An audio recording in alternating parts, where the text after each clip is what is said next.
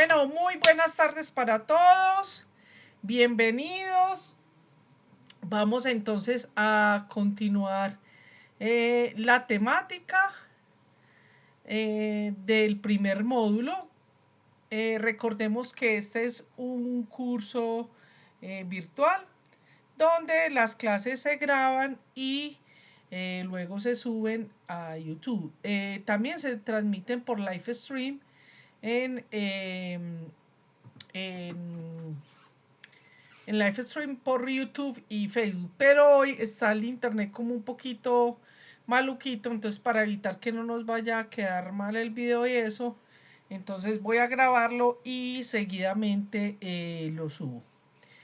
¿Tienen inconveniente en que se pueda grabar? No, profe. Listo. Recuerden que quienes tengan problemas simplemente se retiran y luego ven el video. Bueno, muy bien.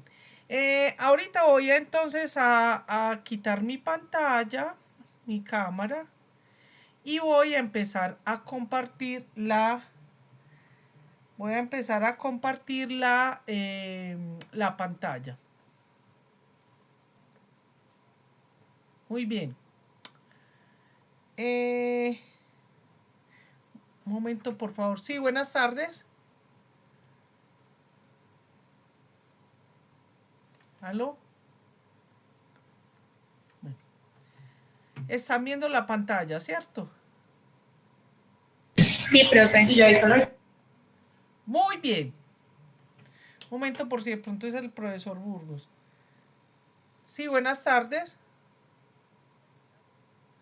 ¿Sí?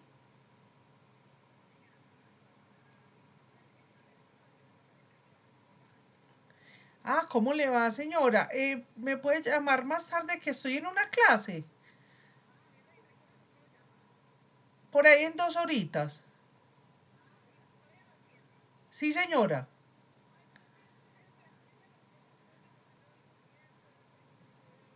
Con mucho gusto, señora. Y este es su teléfono, yo le devuelvo la llamada. Bueno, listo. Bueno, con gusto. Qué pena con usted, una paciente. Bueno. Hoy vamos entonces a ver la temática del tratamiento en los errores innatos del metabolismo. Entonces, cuando hablamos de tratamiento de errores innatos del metabolismo, tenemos que recordar que estas enfermedades están dentro de las enfermedades huérfanas. Por lo tanto, los tratamientos en su gran mayoría son de alto costo, sobre todo los que son específicos con altas tecnologías. No, nuestro país no tiene a la disposición todas las alternativas terapéuticas que hay. Hay que tener en cuenta también que muchos de los tratamientos son tratamientos, como vamos a ver, pues en como las diferentes formas y los diferentes puntos a tener en cuenta. Y entre ellos hay que pensar de que muchos de los tratamientos son lo que se llaman tratamientos paliativos, es decir, que cuando los pacientes tienen una manifestación clínica, entonces se hace el tratamiento. De otro lado, recordemos que estas son enfermedades que son genéticas.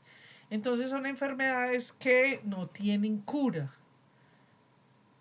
Sin embargo, una vez se hace un diagnóstico oportuno y se inicia un tratamiento oportuno y adecuado, sea específico o no, eso puede mejorar considerablemente la calidad de vida del paciente.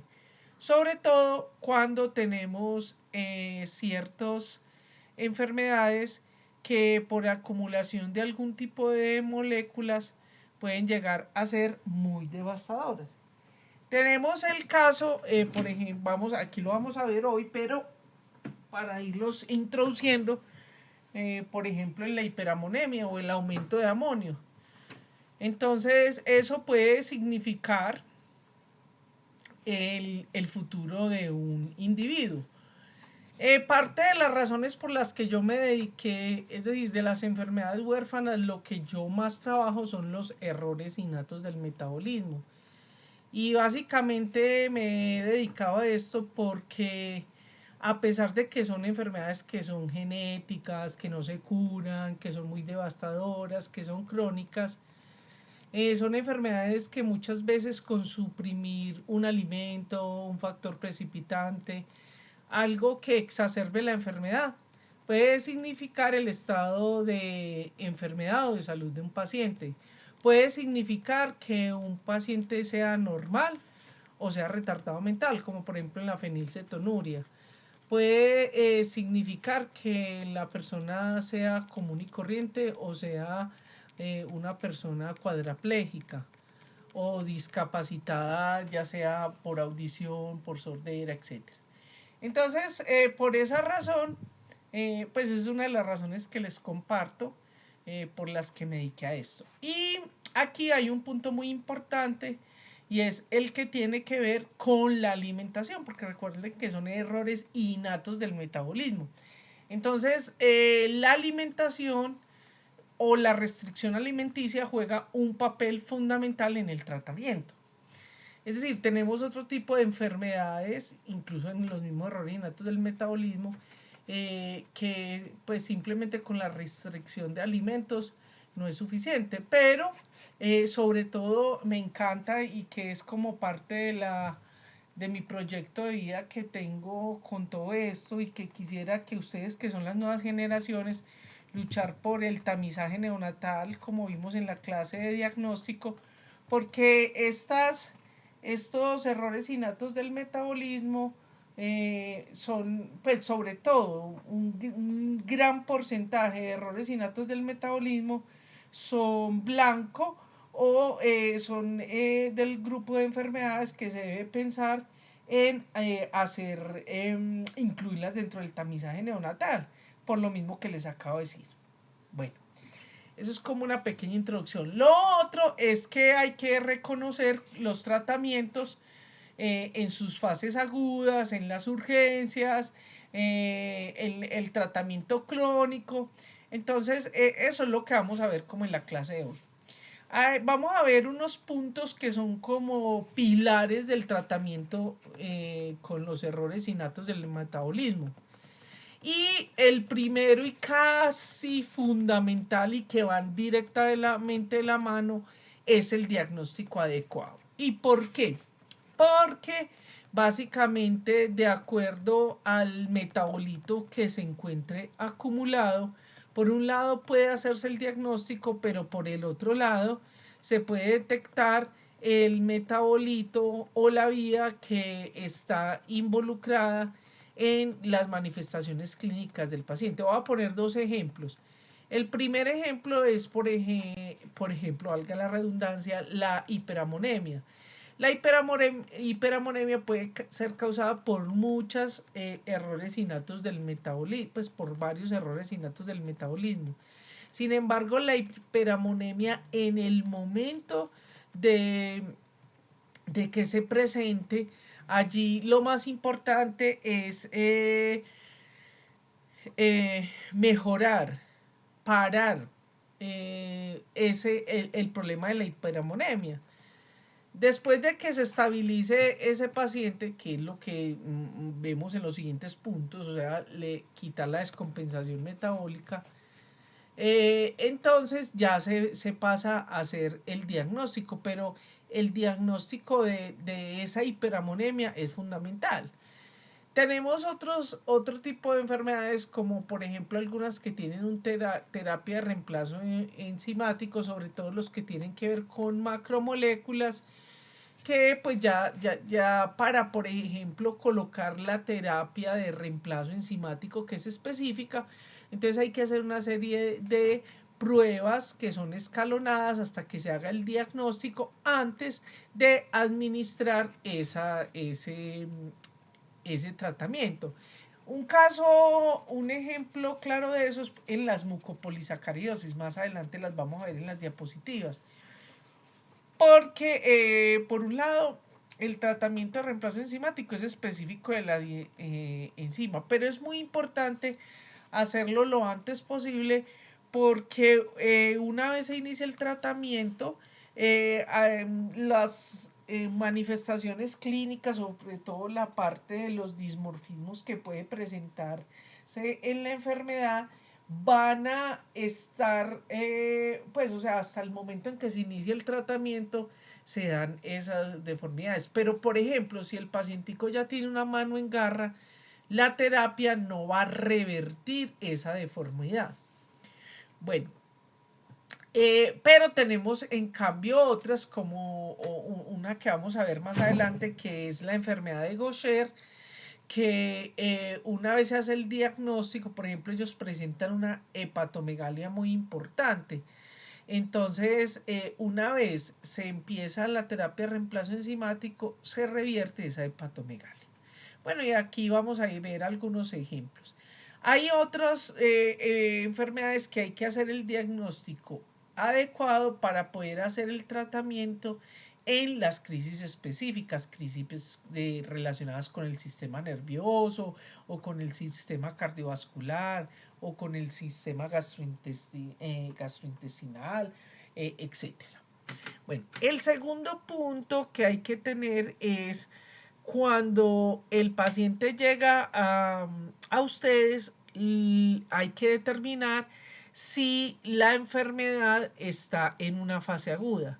Generalmente esa fase aguda está relacionada con una descompensación metabólica. Entonces se pueden presentar muchos de los signos como la deshidratación, la acidosis metabólica o alcalosis o acidosis o hipoglicemia o desbalance electrolítico. Entonces, esos indicativos de eso, antes de cualquier cosa, hay que compensarlos. En primera medida porque ese tipo de eventos pueden comprometer la vida y pueden comprometer la estabilidad del paciente. Y en segundo término, porque ese tipo de manifestaciones o descompensaciones metabólicas pueden llevar al deterioro de algunos órganos muy importantes, incluso la muerte, como es el caso de la hipoglicemia. Bueno, todos estos acá, pero por ejemplo la hipoglicemia. Sobre todo, eso va a depender mucho de la edad y del estado del paciente. Bueno, seguidamente, para que se haga esa compensación o esa descompensación metabólica, irremediablemente hay que empezar. Recordemos que esto no es un ABC y primero una cosa u otra, no. Pues hay, afortunadamente ya para estas enfermedades hay un sinnúmero de algoritmos, de protocolos que le pueden más o menos indicar uno qué hacerlo. Es muy importante los estudiantes que están aquí, que se van a convertir en urgentólogos, intensivistas, eh, eso pues en la parte de pediatría, pero también en las enfermedades que son del adulto.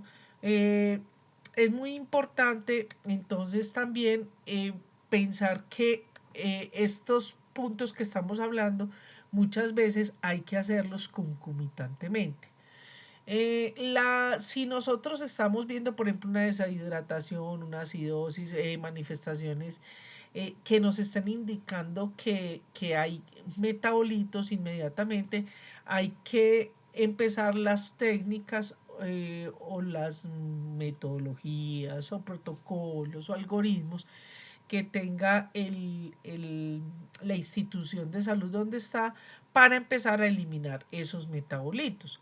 El ejemplo claro es con el ion amonio o el amoníaco, donde de acuerdo a la concentración de ese metabolito, entonces pensamos no solamente en en los compuestos que son desintoxicantes, sino que por la cinética misma o del metabolismo hay que pensar en medios físicos, como por ejemplo la diálisis, la plasmaféresis, etcétera. Este cuarto punto sobre todo se aplica en los momentos en que el paciente no tiene un diagnóstico o en el momento en que la descompensación de los diferentes metabolitos tiene desorientada al grupo de salud para, para tratar el paciente. Entonces, por lo tanto, hablemos del primer punto que es cuando es el primodiagnóstico o primer diagnóstico.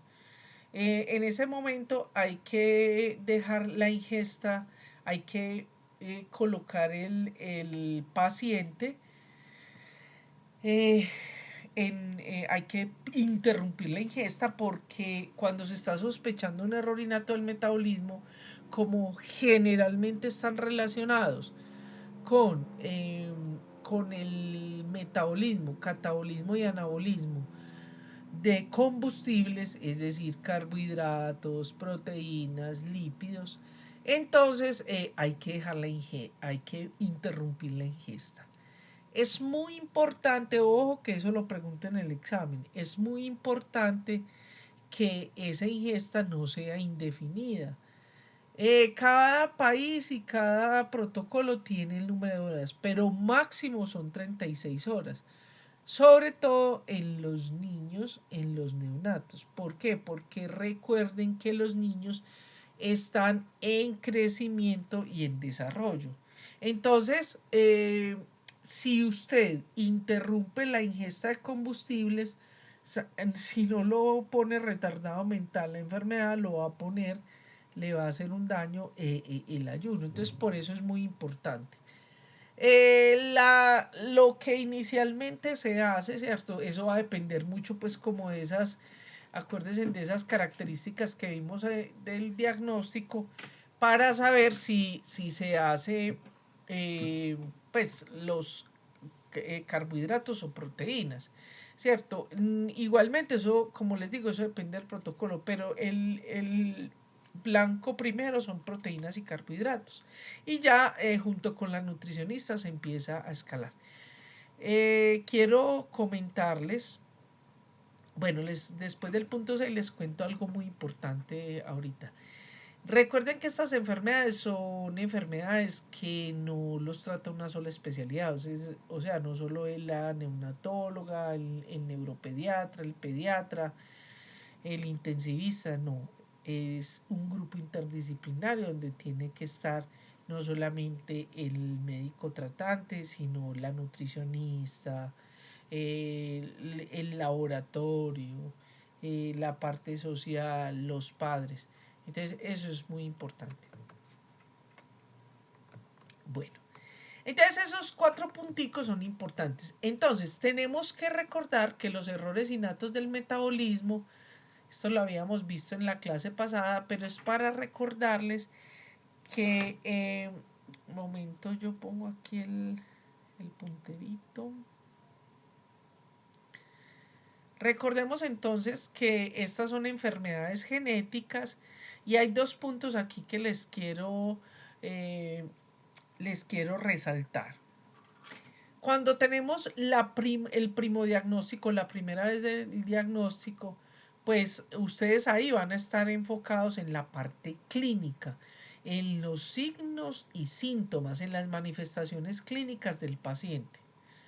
Cuando ya hacen la caracterización completa, que es ustedes ya entonces van a poder entender si el daño o deficiencia que tiene el paciente, van a saber cuáles metabolitos se van a acumular, cuáles están deficientes, cuáles están ausentes.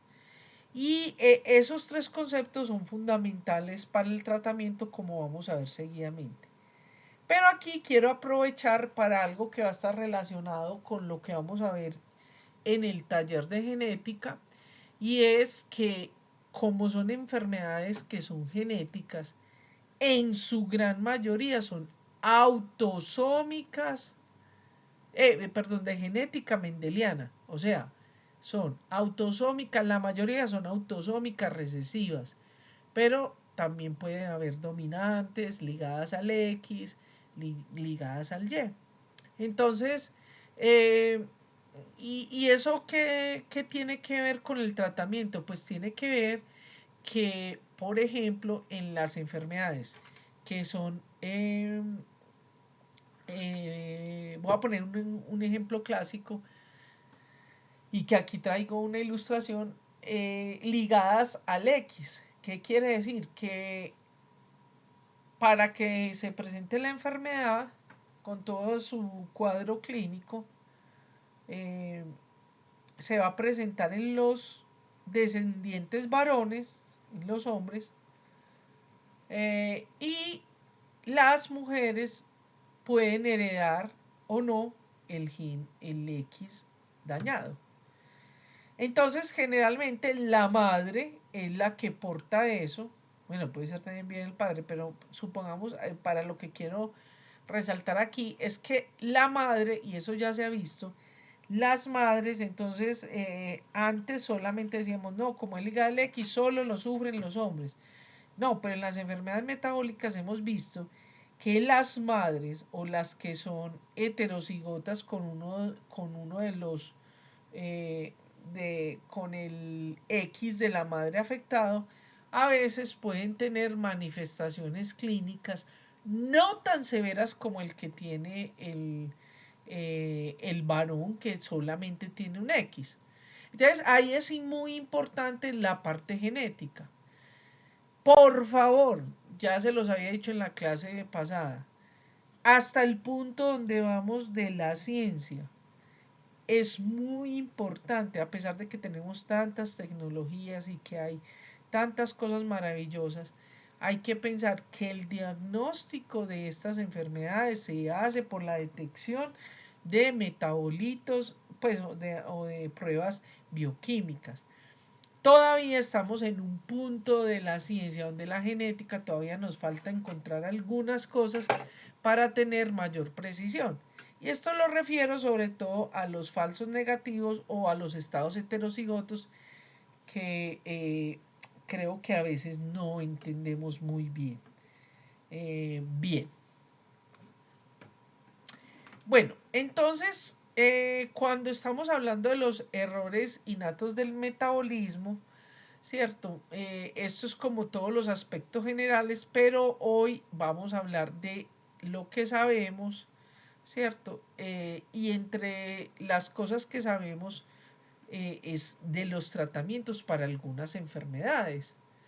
Entonces, de ese tratamiento, como les mencionaba anteriormente, va a estar determinado, no solamente por la disposición de los tratamientos, sino como les acabo de mencionar, sobre cómo es la presentación de la enfermedad o la forma de la enfermedad.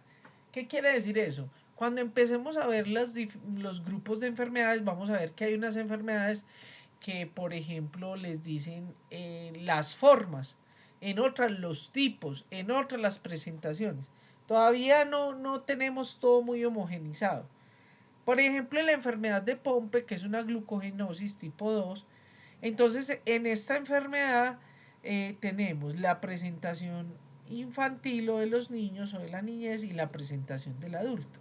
Entonces el tratamiento, si bien es el mismo que es de la terapia de reemplazo enzimático, hay que adecuar, uno, la dosis al infante, dos, al proceso de crecimiento y desarrollo, y tres, cuando ya está adulto.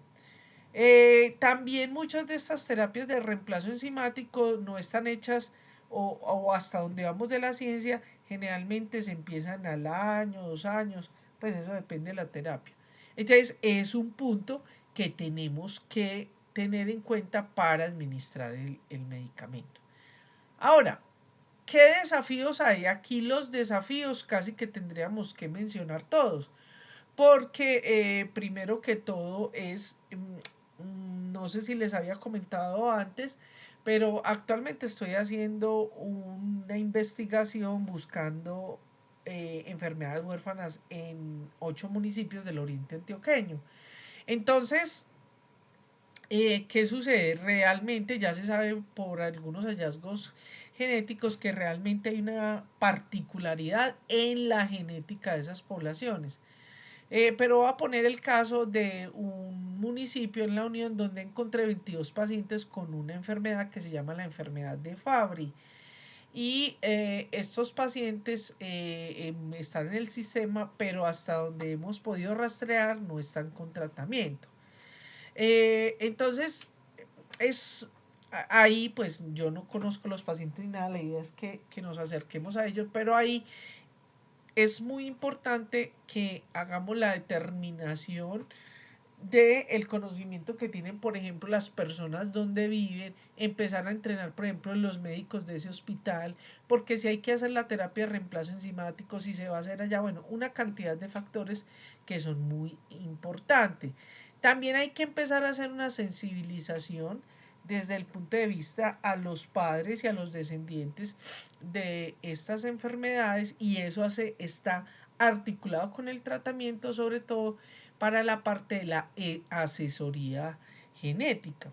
Ahora, como en muchas de estas poblaciones, como es el caso de las que tengo en mención, hay fenómenos de endogamia, es decir, que se mezclan entre individuos que tienen el mismo pool genético, es decir, de la misma familia o de las diferentes fuentes originarias de una misma familia.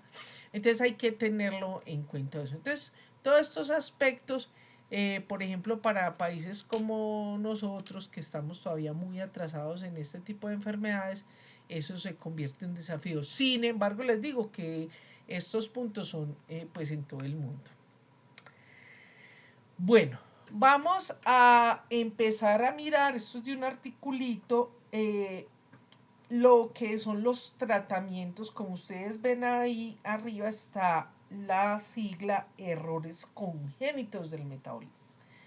Entonces, en los errores innatos del metabolismo, incluso muchos de ellos, sobre todo cuando no se tiene tamizaje neonatal, entonces los niños o los pacientes entran en un estado agudo, en una crisis, en una descompensación, y a través de esa crisis o de ese grupo de manifestaciones o de las manifestaciones del síndrome que tenga el afectado, entonces es que se hace el diagnóstico y por supuesto el tratamiento. Entonces muchos de ellos llegan a urgencias o a emergencias, pues. Entonces, lo más importante ahí, una de las cosas fundamentales, es la inspección y cuidados generales. Entonces hay 3 puntos que hay que tener en cuenta, que es la ventilación, circulación y el equilibrio hidroelectrolítico.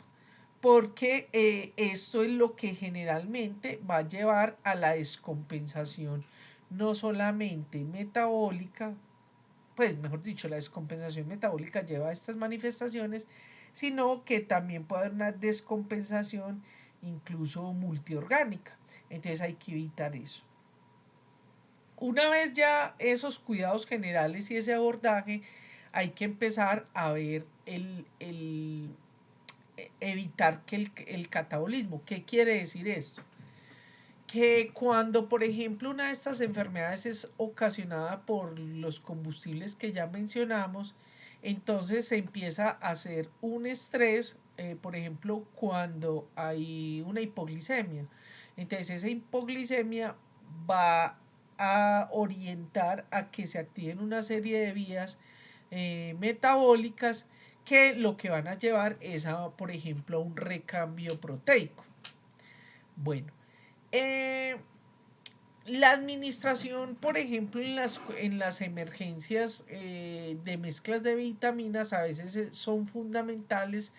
¿Por qué? Porque recuerden que muchas de esas, algunos de los fenotipos, por un lado, están los que están implicados, las coenzimas que están implicadas con la enzima deficiente en cuestión.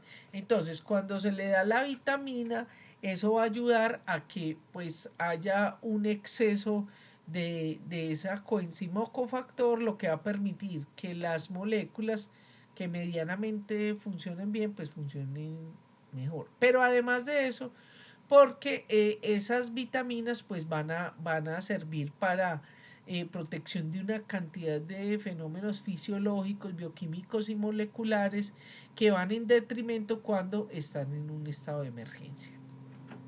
La eliminación de los metabolitos, entonces, como les digo, hay varias alternativas, pueden ser químicas, es decir, con medicamentos, como vamos a ver seguidamente, pueden ser mecánicas, ¿cierto? Como les mencioné lo de la diálisis, puede ser a través, por ejemplo, de ciertos medicamentos. Bueno,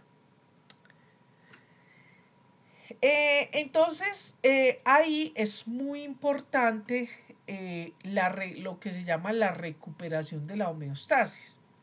Eso significa que los metabolitos deben estar en sus rangos. Por eso habíamos visto en el tratamiento que era muy importante los paraclínicos, porque esos paraclínicos entonces nos van a permitir ver hacia dónde debo orientar esos tratamientos. Entonces, el tratamiento de las manifestaciones clínicas sobre todo va orientado hacia los tratamientos paliativos.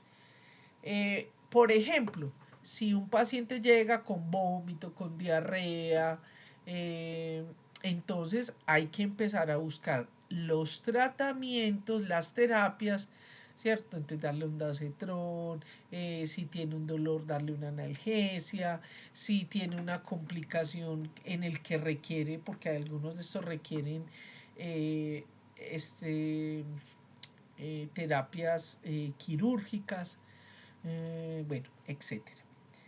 Y ya sigue el tratamiento de las alteraciones específicas, que generalmente es el tratamiento específico.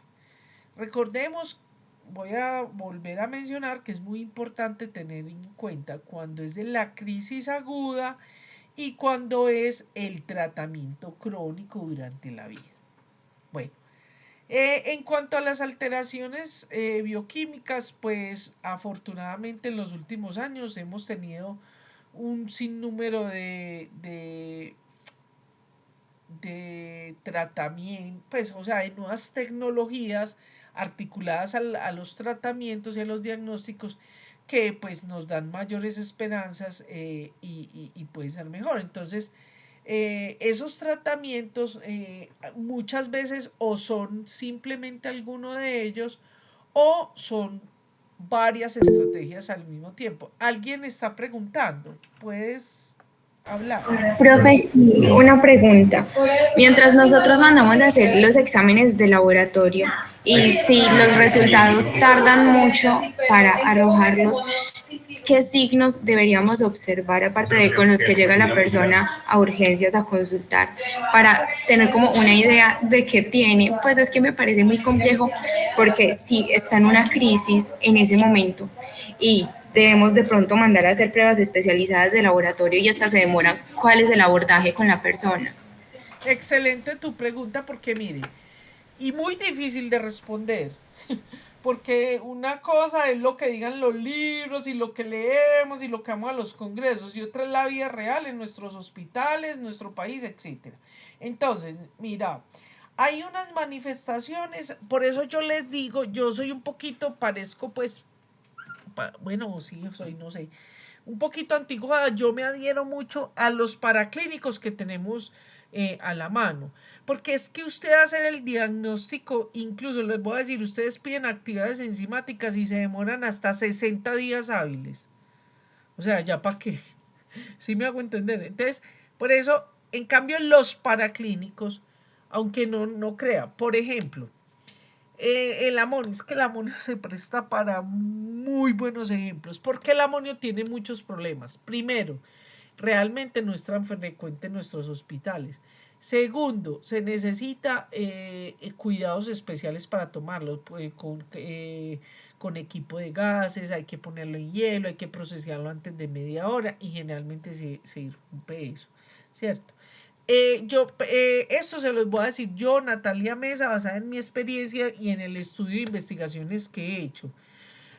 Lo primero que, por favor, que tú que me preguntaste y que esto sirva para todos tus compañeros, es muy importante la clínica.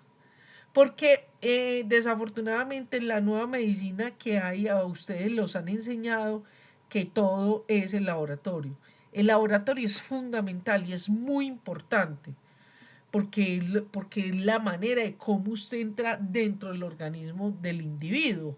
Usted cómo va, usted por simple vista no va, es muy difícil que sepa si está hipoglicémico, si tiene un electrolito, pues hay algunos signos, sí, pero es muy difícil.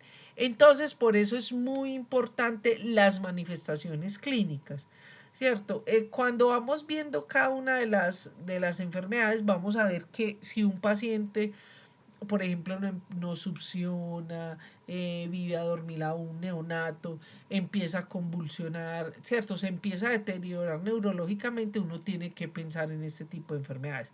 Pero hay cosas que rápidamente se pueden hacer, por ejemplo, una glicemia, es decir, con una sola punción. Ahora, hoy en día existen unos equipos que son los DOT, que es lo que se llama como el laboratorio al lado de la cama.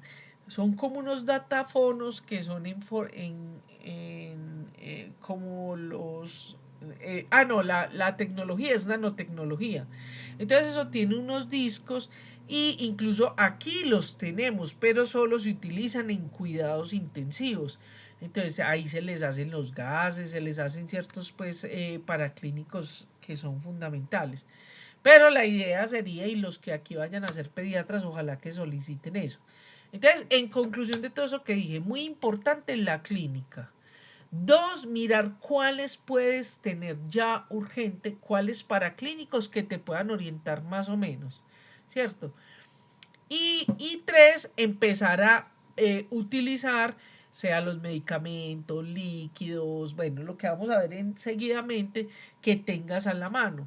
El objetivo de eso es que el paciente no se te vaya a descompensar completamente, que se cuidar y proteger los órganos, en especial el cerebro, y cuarto, pues, y tercero, que pues no vaya a haber un deceso. No sé si me hice, si fui clara. Sí, profe, muchas gracias. Si quieres, ahorita cuando adelantemos un poquito más la presentación, ahí puedes ir teniendo más dudas y podemos especificar algunas cosas. Por aquí estoy en una introducción que es como muy general. Vale. Bueno, entonces como les decía, ¿cierto? Cuando decimos restricción del sustrato, es cuando, por ejemplo, si nos damos cuenta que hay una vía en la que, bueno, casi todas estas son actividades enzimáticas, pero más o menos sabemos, tenemos sospecha, por ejemplo, lo que les decía de que el paciente les huele o que la orina tiene un color, entonces usted más o menos va y consulta, huele como a ratón mojado. Entonces puede ser que sea una fenilcetonuria. Entonces, lógicamente, hay que restringirle la proteína. Sí, entonces como necesitamos mantener, por ejemplo, esa homeostasis calórica, tenemos que mantener ese rango de calorías a partir de ácidos grasos y de carbohidratos. Bueno, y así sucesivamente. Igualmente, para la parte de la inhibición de actividades enzimáticas, vamos a ver que ahorita les traigo un ejemplo en una tirosinemia donde los metabolitos que se producen, lo que hacemos es que inactivamos otra enzima para evitar que se acumule uno de los metabolitos que está implicado por ejemplo, en el desarrollo del hepatocarcinoma. Bueno. Tenemos entonces lo que se llaman tratamientos con alteración de estructura o función de órganos. Estos son sobre todo los que llevan, por ejemplo, a dismorfismos, los que van deformando los óseos, los huesos, los óseos, los huesos. Entonces, por ejemplo, en una osteogénesis imperfecta, en enfermedades del colágeno, en las mucopolisacaridosis. O tenemos algunas donde evidentemente hay que hacer un trasplante de muchos tipos. En estos días me contactó un paciente de una de las enfermedades que vamos a ver que se llama leucodistrofia metacromática, que hasta me queda aterrado porque ya está muy mayor y realmente es una enfermedad que es muy devastadora y pues realmente la enfermedad no tiene cura ni tratamiento. Sin embargo, se ha visto en los últimos años de manera muy esperanzadora el trasplante, por ejemplo, a través de médula ósea. El problema es que sus hermanos no salieron compatibles, entonces pues vamos a ver cómo trataremos de ayudarlo. Les estaré contando. Vamos a ver si lo invitamos acá para que nos cuente. Bueno, entonces lógicamente pues hay que pensar en eso. Que pasa es que vea, muchachos, hay una cosa que yo siempre pues como que menciono aquí que a veces suena como muy a carreta. Y es el hecho de que, por ejemplo, yo tengo un paciente que vive en un pueblito, por allá como de 3.000 habitantes en Argentina. Y ese niño tiene porfiria eritropoyética congénita o de Gunther.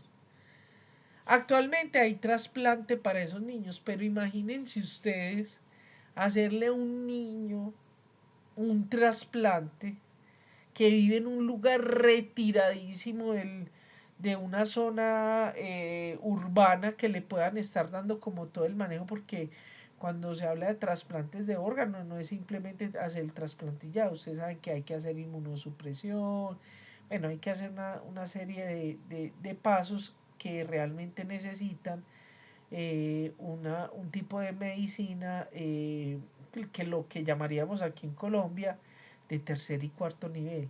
Entonces es complejo. Entonces a veces es costo-beneficio. Por ejemplo, yo a esos papis, no les recomendé el trasplante, a no ser que ellos se pudieran ir a vivir a otro lugar. Lógicamente no podían, ¿cierto? Porque son campesinos y bueno, pues no campesinos, sino, ¿cómo les digo?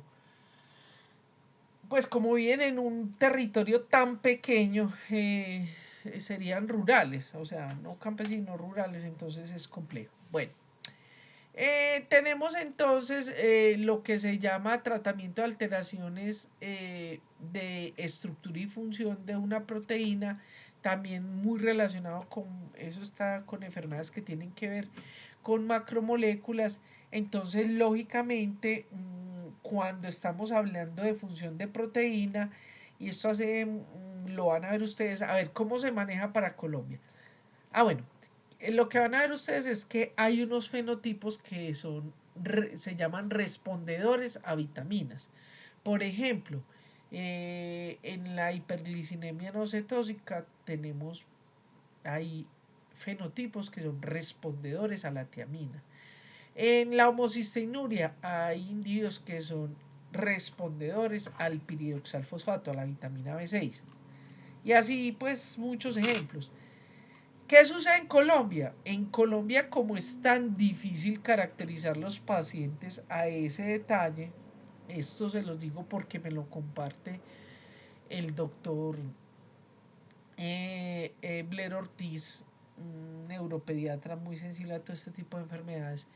Lo que se hace básicamente es que a todo niño que tengan estas enfermedades o paciente les dan las dosis de vitaminas independiente de que sean respondedores o no. También tenemos que, bueno, como ya les había mencionado, cuando se les administra como tal la proteína deficiente de actividad enzimática, bueno, etcétera.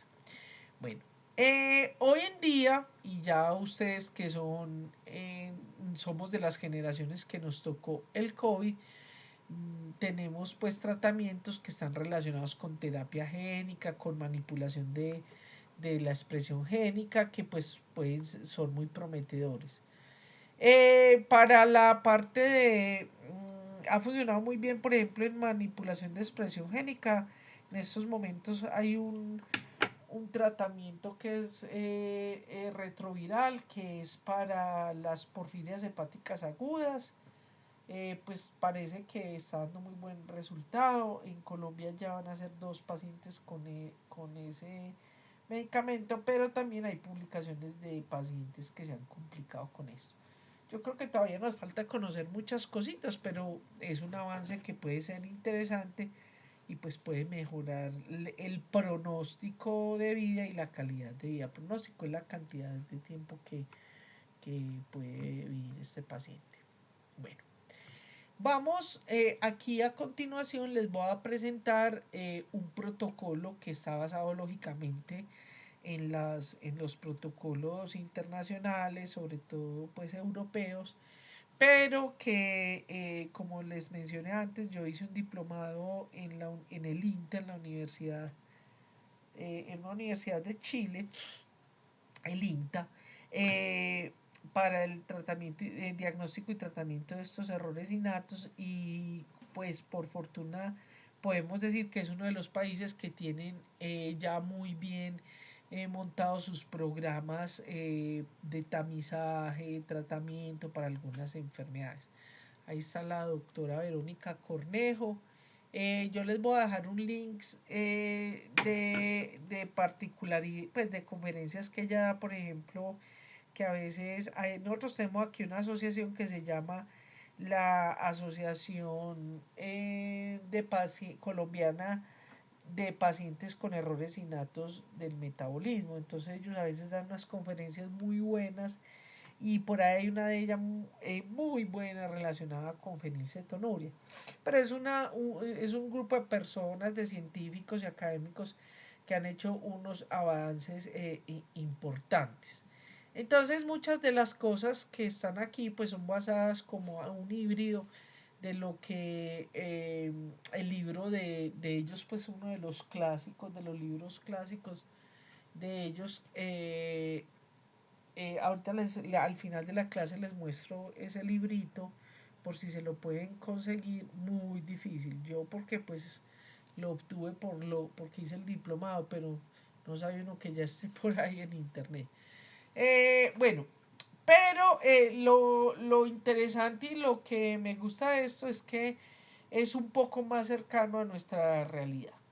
Bueno, entonces vamos a empezar a mirar, ustedes van a ir viendo que después les voy a ir presentando la diapositiva donde solamente está el titulito que vamos a ir cogiendo. Vamos a empezar por corrección del desbalance metabólico. Entonces esto lo que vamos a hacer es, el objetivo de estos tratamientos es hacia la acumulación del sustrato tóxico, a la estimulación a estimular el bloqueo metabólico, suplementación del déficit, ¿se acuerdan los 3 punticos que les dije? Y el uso ya sea de fármaco, metodología que cambie la alteración metabólica. Entonces, tenemos que hablar de los diferentes las diferentes alternativas y estrategias nutricionales que tienen que tener nuestros pacientes, porque recuerden que uno de los puntos que les dije era que estos pacientes no se pueden dejar per se sin alimentación, sin hidratación, porque se pueden complicar más. Entonces está lo que se llama el soporte nutricional intensivo, muy relacionado con la pregunta que me hacían ahora, porque ¿cómo hace usted para hacer ese manejo si usted ni siquiera sabe qué tiene el paciente? Entonces ahí es, por eso les digo, y crean mucho en su intuición y en su conocimiento clínico, que le permita ver hallazgos, ¿cierto? Y por favor, que tengan muy en cuenta y muy de la mano con el laboratorio para esos clínicos, porque usted fácilmente puede ver si hay una deshidratación, si hay un desequilibrio ácido básico, si hay una cetosis, ¿cierto? Y de esa manera puede rápidamente reparar eso. Entonces, cuando hablamos del soporte nutricional, como muchos de estos niños están muy deshidratados porque al mismo tiempo están vomitando, tienen diarrea, ¿cierto? Y entonces eso los lleva a que haya una descompensación, es decir, un desequilibrio ácido-base. Entonces lo primero que hay que hacer es la hidratación. Dependiendo la deshidratación que tenga, y como no sabemos cuál es, bueno, hay una cosa importante, el soporte nutricional intensivo no solamente es para los pacientes que no tienen diagnóstico, puede ser que ya tiene el diagnóstico, entonces usted sabe ya que el niño está deshidratado, tiene equilibrio ácido base y muy seguramente tiene cetoacidosis, entonces usted se va directo a poner los líquidos que compensen eso, ¿cierto? Por ejemplo, si el paciente tiene una acidosis severa, ¿cierto? Lo que tenemos que hacer es entonces que ese pH suba, ¿cierto? Y entonces eso lo vamos a hacer con bicarbonato, que más o menos después de menos de 7,10, entonces ya empezamos a tener, bueno, el pH es 7,35, 7,4. Pero en una acidosis severa podemos encontrar menores de esto. Entonces inmediatamente mire que a través de darle bicarbonato, entonces el bicarbonato tiene que estar más o menos en eso, 10 mil equivalentes por litro. Entonces se le adiciona bicarbonato intravenoso. Es una sigla que vamos a utilizar mucho en este curso. Bueno, ya una vez entonces usted compensa esas manifestaciones, usted tiene que alimentar para mantener la homeostasis que habíamos mencionado anteriormente. Entonces, eso va a depender, a pesar de que sea el soporte nutricional en cuidados intensivos o en situaciones críticas, a veces los niños están en cuidados especiales o en cuidados intensivos. Entonces, usted tiene que incluir en esa alimentación, además de alimentarlo, ciertos compuestos y metabolitos que van a hacer el papel de exfoliación de metabolitos tóxicos. Lo vamos a ver más adelante. Bueno, esto lo acabo de decir, ¿cierto? Generalmente estos pacientes con soporte nutricional intensivo, como están pues en inconscientes, en estado crítico, generalmente la nutrición, ¿cierto? No es oral. Inicialmente, mientras se hace el diagnóstico, se ve cómo está la homeostasis, se hace por líquidos, pero seguidamente a través de un catéter central se da la alimentación parenteral. Bien, entonces, en esa nutrición parenteral, lógicamente va a estar dependiente del diagnóstico. No se olviden, no podemos aislar el diagnóstico el tratamiento, sobre todo en estos errores innatos del metabolismo, porque está muy articulado con, con, el, el tratamiento, con el diagnóstico, con el manejo del paciente. Entonces, ¿qué debe llevar esa nutrición parenteral? Esa nutrición parenteral, lógicamente, un metabolito que es fundamental es la glucosa, o sea, la destroza. Recuerden que nosotros somos individuos que debemos tener una homeostasis calórica representada en la homeostasis de la glucosa. ¿Por qué? Porque nosotros tenemos órganos y tejidos que son glucodependientes, como por ejemplo el cerebro, como por ejemplo los glóbulos rojos. Entonces necesitamos mantener esa homeostasis. Además, porque cuando se pierde esa homeostasis se puede perder, se puede hacer que haya un recambio metabólico, es decir, que se disparen otras vías para lograr compensar esa pérdida de la homeostasis de la glucosa. También es muy importante, fíjese, que el diagnóstico, como habíamos visto en el primer punto de esto, es si el paciente tiene un desbalance electrolítico. ¿Y por qué tiene que detectar usted eso? Porque si, por ejemplo, el paciente tiene una hiponatremia, es decir, una disminución de sodio, entonces colocarle glucosa va a incrementar esa hiponatremia, sobre todo cuando se ponen entre 5 y 10% de glucosa. Entonces hay que tener cuidado con eso. Pero es muy, muy importante. Y bueno, lógicamente que va a depender del protocolo de cada hospital y de cada servicio donde esté el paciente. Pero ahí una clave es, por ejemplo, la medición por glucómetro de cómo se está comportando la glucosa. Entonces, ¿qué pasa? Cuando usted tiene que evaluar costo-beneficio y entonces administra esa glucosa, como está monitoreando cómo está la glucosa, muchas veces entonces ellos empiezan a hacer picos hiperglicémicos, o sea, aumento de glucosa en sangre, entonces hay que colocarle insulina, ¿cierto? Bueno, también tenemos que colocar líquidos parenterales que son más o menos el 20%.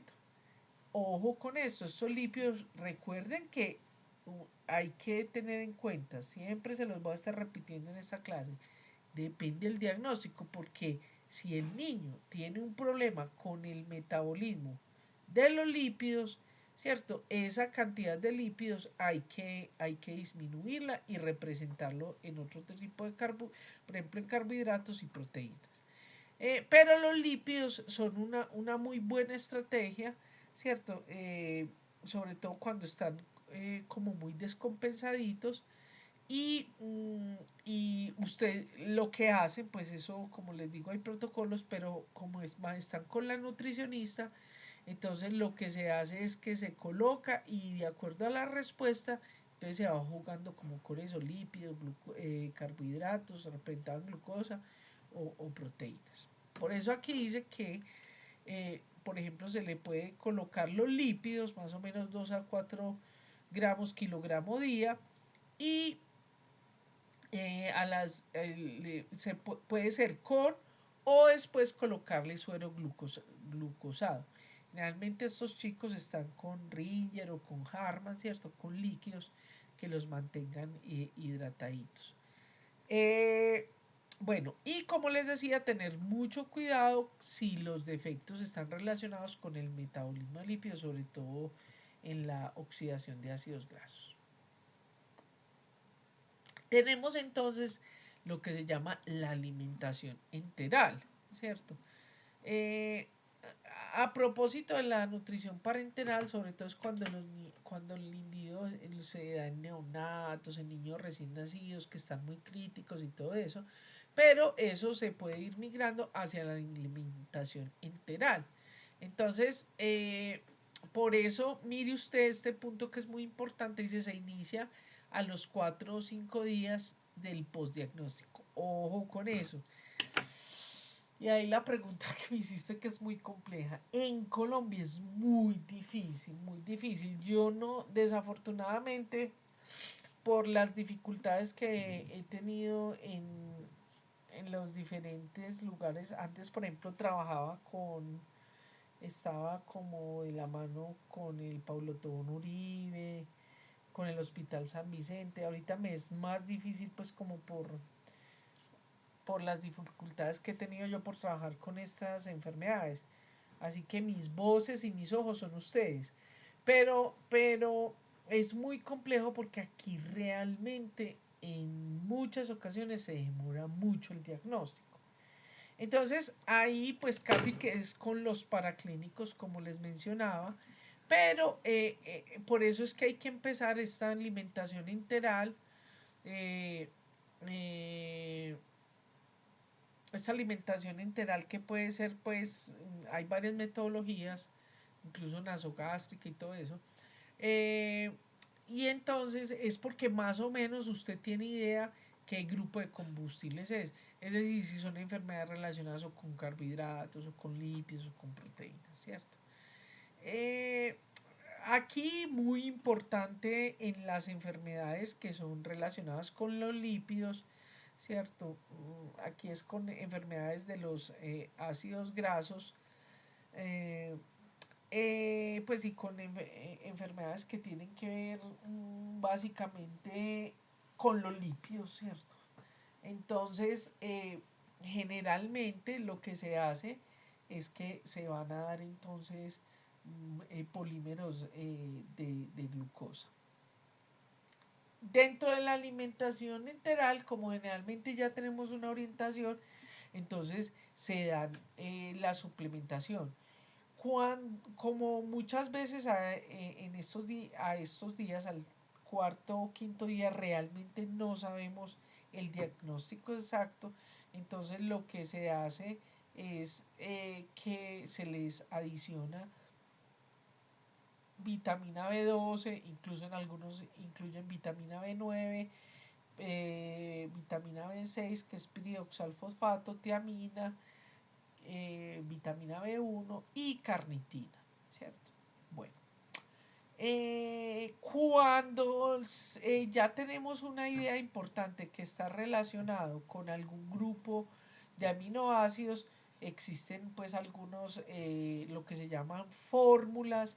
En Colombia también se llaman las leches o mezclas. A propósito, mañana tengo una reunión con los de Nutricia para hablar sobre esto. Y estas son las fórmulas. Seguidamente voy a pasar rápidamente. Este tipo va a decir algunas cosas. Esto pues lógicamente no lo pregunto en el examen, pero yo los dejo para que ustedes les peguen la revisadita. Esto lo tenemos a nuestra disposición. Tiene su OPC, su CUPS pues dentro de nuestro sistema. Cada fórmula, leche o tarrito, suplemento, dependiendo del país, hasta donde yo supe aquí todavía le seguíamos diciendo leche. Eh, las leches o fórmulas son un tarrito, estos más o menos van entre 500, 800 mil pesos cada tarrito. Los chicos generalmente les duran 15 días estos. Cada uno tiene su especificación, ¿cierto? Por ejemplo, aquí decimos que este está para lactantes de 0 a 1 año, y a medida que va aumentando, pues va cambiando. Fíjese que cada uno va teniendo realmente hay muchas ofertas en el medio. Esas ofertas generalmente son unas por el palataje, o sea, el sabor, porque sobre todo cuando tienen que ser de proteínas, los palatajes, el gusto de esos son muy malucos, huelen muy mal. A veces los niños lo rechazan. Este, por ejemplo, es para enfermedades relacionadas con el ciclo de la urea. Miren aquí, pues tenemos entonces para diferentes enfermedades específicas. Entonces, cuando por ejemplo tenemos ramificados, por ejemplo aquí, ahorita que me están averiguando lo del aceite de Lorenzo, que es sobre todo para las leucodistrofias.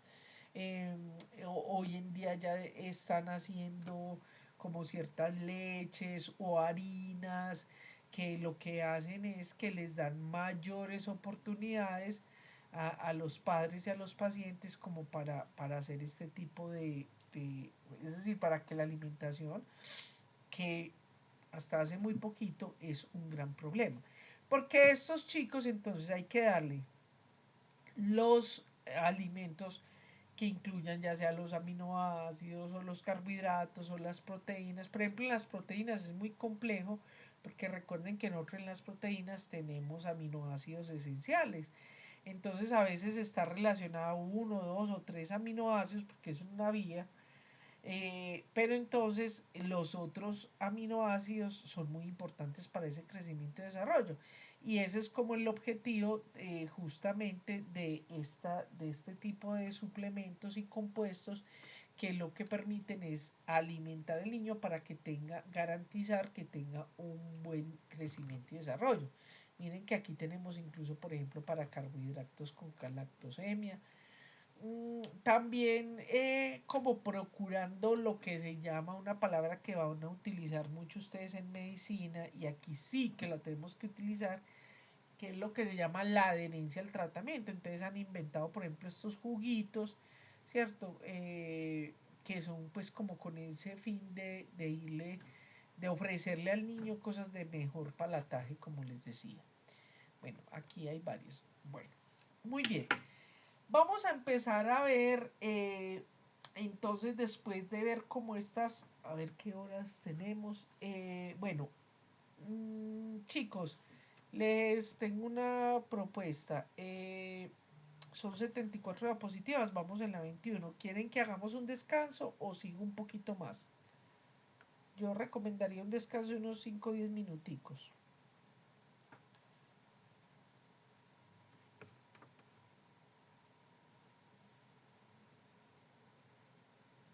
Hola. Sí, hacemos el descansito, unos minuticos. Listo. Entonces, vea, son las 6:07. 10 minuticos, ok.